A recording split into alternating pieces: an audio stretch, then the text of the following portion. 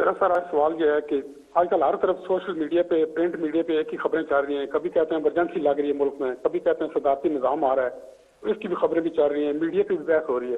تو میرا سوال یہ ہے کہ کیا خان صاحب آپ بھی صدارتی نظام چاہتے ہیں یا محض یہ پراپگنڈا ہے؟ دیکھیں ملک صاحب, آپ کو پتہ نہیں یاد ہے, لوگوں نے پتہ نہیں, میرا جو پہلی دفعہ جب میں پرائم منسٹر بنا تو میں نے قوم سے خطاب کیا, تو میں نے قوم کو ایک چیز کہی تھی کہ آپ کو بڑا شور ملے گا اور ساری جگہ سے آوازیں آئیں گی کہ ملک تباہ ہو گیا, یہ ہو گیا, نااہل ہے, یہ ختم ہو گیا. کیونکہ میں نے تب آپ کو کہا تھا سب کو کہ ہم نے کوئی مفاہمت نہیں کرنی, کوئی کمپرومائز نہیں کرنی. اس ملک کے وہ جو بڑے بڑے ڈاکو ہیں, میں واضح کرتا ہوں, یہ چور نہیں ہے, یہ ڈاکو ہے. میں 30 سال میں پولیٹکس میں آیا ان کے خلاف تھا, نہیں تو میں پھر سے کہتا ہوں, جس آدمی کو اللہ نے سب کچھ دیا ہے اس کو کیا ضرورت پڑی تھی کہ اپنی زندگی ساری لگائے, اپنا گھر بار سارا کچھ لگا کے ایک گھٹیا لوگوں سے ہر روز برے بھلی گالیاں سنیں. لیکن میں اس کو جہاد سمجھتا ہوں. تو میں نے شروع میں کہا تھا کہ جب بھی, کیونکہ میں نے ان سے کوئی مفاہمت نہیں کرنی, انہوں نے مجھے بلیک میل کرنا کہ کسی طرح ہمیں این آر او دے دو. جو جنرل مشرف نے اس ملک کے اوپر سب سے مارشل لاء سے زیادہ اس نے ظلم کیا تھا ان دو بڑے گھرانوں کو این آر او دے کے, یعنی ان کی چوری معاف کر کے.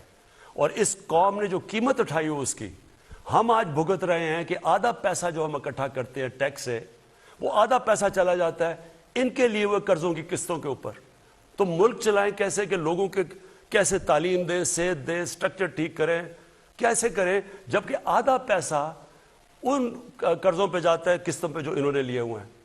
اور انہوں نے جس طرح بے دردی سے 10 سالوں میں, کیونکہ ان کو این آر او مل گیا تھا, اپنا نیب ان کا بٹھا دیا, جس طرح انہوں نے اس ملک سے کیا ہے. یہ اب مجھے بلیک میل کرنے کی کوشش کر رہے تھے کہ جی اب چلیں ہم اس کو بلیک میل کریں گے, اس کو شاید کرسی اتنی پسند ہے کہ یہ بھی آخر میں جا کے جنرل مشرف ہی کہے گا اچھا جی میں آپ سے این آر او کے نام پہ میں آپ سے سمجھوتا کر دیتا ہوں, اپنے پیسے رکھ لو. اب میں اس کو سمجھتا ہوں کہ یہ ملک کی سب سے بڑی غداری ہے اگر میں یہ کروں گا. اور اس لیے یہ افراتفری پھیلائی ہوئی ہے, جو ٹی وی پہ آتا ہے جو تباہ ہو گیا ملک, ملک میں یہ ہو گیا, غربت بڑھ گئی. میں ذرا آپ کے سامنے پہلے یہ ذرا رکھتا ہوں نا, انہوں نے کہا کہ غربت بڑھ گئی ہے. یہ میرے پاس ورلڈ بینک کی فگرز ہیں. یہ چلیں ہم تو کہیں گے تو لوگ کہیں گے یہ ٹھیک نہیں, ورلڈ بینک تو ہمارے سے نہیں آرڈرز لیتا نا. ورلڈ بینک کی فگر ہے کہ 4 کیٹیگریز انہوں نے بنائی, کہ 4 کلاسز ہیں, کہ اگر آپ ڈالر کی 5.5 پر کیپٹا دیکھیں تو اس کے اندر کتنی غربت ہے, پھر 3.2 پر کیپٹا اس کے اندر کتنی غربت ہے, 1.9 پر کیپٹا تو اس کی کتنی ہے. تو انہوں نے 4 کیٹیگری رکھی ہیں. چاروں کیٹیگریز میں ورلڈ بینک کہتا ہے کہ چاروں کیٹیگریز میں غربت کم ہوئی ہے. پہلے میں 0.6% کم ہوئی, دوسرے میں 1.4% کم ہوئی غربت, تیسرے میں 2.9% کم ہوئی, اور آخری میں 0.6% کم ہوئی. اس کا مطلب کہ ہمارے دور میں تو غربت کم ہوئی ہے. تو آپ اگر یہ دیکھیں, ان کا شور دیکھیں, تو لگتا ہے کہ ملک تباہ ہو گیا. اب یہ دوسری چیز میں آپ کے سامنے رکھنا چاہتا ہوں کہ ورلڈ بینک نے ایک اور چیز کہی. ابھی انہوں نے ورلڈ بینک نے پاکستان کی خود ویریفائی کر کے انہوں نے فگرز لگائی ہے کہ پاکستان میں جو دولت میں اضافہ ہوا ہے, یعنی جی ڈی پی میں اضافہ ہوا ہے, سالانہ جی ڈی پی میں, سالانہ دولت میں جو اضافہ ہوا ہے وہ 5.37% ہے. اب 5.37% جب کرونا کا مقابلہ کر رہا ہے ملک, جو ساری دنیا میں, ہندوستان میں تو نیگیٹو میں گئی ہے ان کی گروتھ ریٹ, تو ادھر جب پاکستان کا اضافہ ہوا ہے تو یہ کیسے کہہ رہے ہیں کہ غربت بھی بڑھ گئی, ملک بھی تباہ ہو گیا. ایک اکانومسٹ کی آ گئی ہے کہ جو ٹاپ 3 ملک ہیں جس نے سب سے بہترین طریقے سے, یعنی اہلیت تھی اتنے بڑے کرائسس کا مقابلہ کرنے کے لیے, اور دوسری طرف ورلڈ بینک کہہ رہا ہے کہ یہ 5.37% ہماری اکانومی بڑھی ہے. تو میں آپ سوال پوچھتا ہوں کہ یہ کدھر سے تباہی آ گئی؟ میں خود تسلیم کرتا ہوں کہ دنیا کے اندر مہنگائی آئی اور کئی طبقے، تنخواہ دار طبقے کے اوپر مشکل وقت ہے، ساری دنیا میں مشکل وقت ہے. لیکن مجھے یہ بتائیں کہ آپ اگر شام کو ٹی وی دیکھیں اور جو ان کی باتیں سنیں، وہ دو آ جاتے ہیں، ایک بیچارہ تحریک انصاف کا معصوم بیٹھ جاتا ہے، وہاں باقی اینکر بھی مل جاتا ہے، وہ دو ان کے ساتھ جو دوسرے ہوتے ہیں، ملک مارا گیا، تباہ ہو گیا، یہ ہو گیا.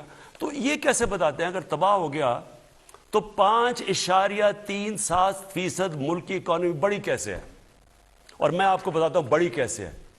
اگر آپ، اور میں یہ بھی چاہتا ہوں، میں اپنے صحافیوں سے چاہتا ہوں کہ دیکھیں اتنی مایوسی کئی دفعہ پھیلا دیتے ہیں کہ وہ لوگ بیچارے سمجھتے ہیں کہ یہ تو ملک آج گیا تو کل گیا. یہ ملک اس وقت دنیا میں مثال دی جا رہی ہے جو سب سے بہتر نکلا ہے کرونا سے. اور یہ آپ ذرا سنیں کدھر کدھر فائدہ ہوا ہے ہم نے پالیسیز بنائی. سب سے پہلے کنسٹرکشن، پاکستان کی کنسٹرکشن انڈسٹری کے اندر جو بوم آئی ہوئی ہے وہ میں آپ کو بتاؤں. انہوں نے کہا نا کہ جی، مجھے کہتے تھے کہ جی انہوں نے کہا ہم گھر بنائیں گے اور یہ کریں گے اور ہم عام لوگوں کے لیے موقع دیں گے گھر بنانے کا. آپ ذرا یہ سنیں، اور یہ ساری جو میں آپ کو اعداد و شمار دے رہا ہوں یہ آپ اپنے موبائل سے چیک کر سکتے ہیں، یہ پوچھ سکتے ہیں. سب سے پہلے جی، جو بینکوں کے اندر یہ پہلی دفعہ پاکستان میں ہو رہا ہے کہ بینک چھوٹے لوگوں کو قرضے دے رہے ہیں گھر خریدنے کے لیے، اور اس کے لیے ہمیں بڑی محنت کرنی پڑی. وہ ایک ہوتا ہے فورکلوجر لا، وہ ہم نے جا کے اس کو عدالت میں لڑنا پڑا اور بڑی دیر سے 30 سالوں سے پھنسا ہوا تھا جو ہم نے کروایا. تو آج صرف پہلے یہ دیکھ لیں کہ 290 ارب کے لوگوں نے قرضے مانگے ہیں بینک سے. یہ کبھی پاکستان کی تاریخ میں نہیں ہوا. اس میں سے 123 جو اپلیکیشنز ہیں وہ بینکوں نے اپروو کر دیے، پرائیویٹ بینکس ہیں. اس میں سے 40 ارب روپیہ دے چکے ہیں لوگوں کو اپنے گھر بنانے کے لیے. یہ وہ لوگ ہیں جو کبھی سوچ نہیں سکتے تھے اپنا گھر بنانے کے لیے کیونکہ وہ کرائے کے گھروں میں رہ رہے تھے. اب جتنا وہ کرایہ دیتے ہیں اتنی وہ آپ قسطیں دے رہے ہیں اپنا گھر بنانے کے، جو ساری دنیا کے اندر جو آپ قرضہ دے کے اپنے گھر لیتے ہیں، جس کو مورگیج فائنانسنگ کہتے ہیں انگریزی میں. وہ پاکستان میں پہلی دفعہ شروع ہو گئی ہے. اب عام تنخواہ دار طبقہ اپنا گھر بنا سکے گا. پہلی چیز، ہماری جو گورنمنٹ کی منسٹری ہے 45,000 گھر یونٹس بن رہے ہیں اس وقت. 45,000 گورنمنٹ کے جو یونٹس اس وقت ہم بنا رہے ہیں، اور یہ ہماری اسکیم تھی. پرائیویٹ سیکٹر کے اندر اب یہ سننے والی بات ہے، کیونکہ ہم نے کنسٹرکشن میں بڑی لوگوں کو چھوٹ دی، ہم نے ان کو انسینٹیوائز کیا، ان کے لیے ان کے رکاوٹیں دور کی. 324 پروجیکٹس ہیں کنسٹرکشن انڈسٹری میں، اور اس میں 30 لاکھ گھر بن رہے ہیں. 324 پروجیکٹس ہیں، 30 لاکھ اس وقت گھر کنسٹرکٹ ہو رہے ہیں. اس سے آپ یہ سمجھ جائیں کہ جو آپ سوچیں کہ جب آپ گھر بنتا ہے تو اس کے گھر کے اوپر 30 انڈسٹری اس کے ساتھ ہوتی ہیں، یعنی کسی نے دروازہ لونا، کسی نے لاکس بنانے ہوتے ہیں، ٹائلز وغیرہ وغیرہ، 30 انڈسٹریز. تو آپ سوچیں کہ اس سے اس ملک میں گروتھ ریٹ تو اس لیے بڑھی ہے، اکنامک ایکٹیویٹی بڑھتی ہے تو گروتھ ریٹ بڑھتی ہے. اس کے بعد اب کسانوں پہ آ جائیں. میں صرف کسانوں، 4 ہماری کپاس، گنا، چاول اور ویٹ، گندم، ان کے اندر پاکستان کی تاریخ میں، کاٹن میں نہیں باقی تینوں میں، اور پھر اس میں مکئی بھی ڈال دیں، مکئی، تو یہ ریکارڈ پروڈکشن ہوئی ہے پاکستان کی تاریخ میں، اور ان کو ریکارڈ پیسہ ملا ہے. اس کی وجہ سے ان کے جو پیسہ گیا ہے دیہاتوں کے اندر. میں ذرا یہ آپ کو دکھا دوں کہ ہر 73% ان کی انکم بڑھی ہے. اس کا مطلب کیا؟ ہم نے عام فیملی کا کیا ہے کہ ہر فیملی کو 1,65,000 اضافہ ہوا ہے ان کی آمدنی کے اندر. یہ دیہات کے اندر میں بات کر رہا ہوں. اس کے بعد آگے چلے جی، انڈسٹری، لارج سیل انڈسٹری، بڑے مزدوروں کو نوکریاں ملتی ہیں. 10% اضافہ ہوا ہے آج ہماری لارج سکیل مینوفیکچرنگ پہ. میں بات کر رہا ہوں کہ کیوں یہ 5.37% گروتھ ریٹ میں اضافہ ہوا ہے.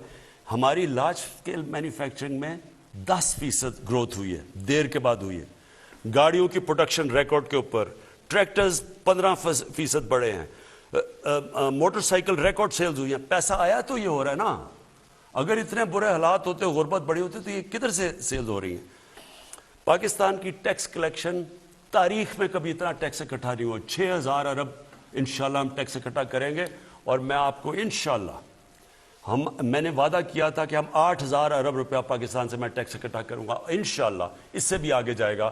جو اب ہم جو آٹومیشن لے کے آ رہے ہیں، ٹیکنالوجی لے کے آ رہے ہیں، ٹیکس بیس بڑھا رہے ہیں.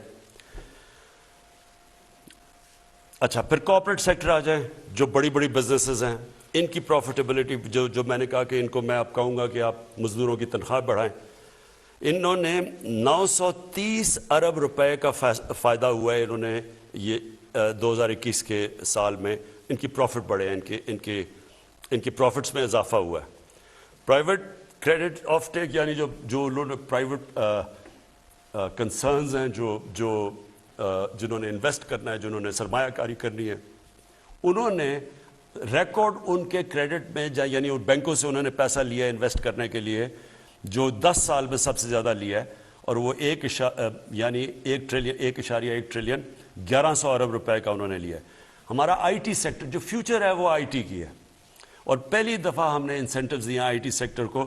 ان کی 2 ارب سے 3.5 ارب ڈالر کی ایکسپورٹس بڑھی ہیں. حالانکہ یہ کچھ نہیں ہے، 47% انکریز ہوئی ہے، لیکن جو ہم اب ان کی مدد کر رہے ہیں، انسینٹیوز دے رہے ہیں، فیوچر یہ انشاءاللہ یہ سب سے تیزی سے بڑھے گا.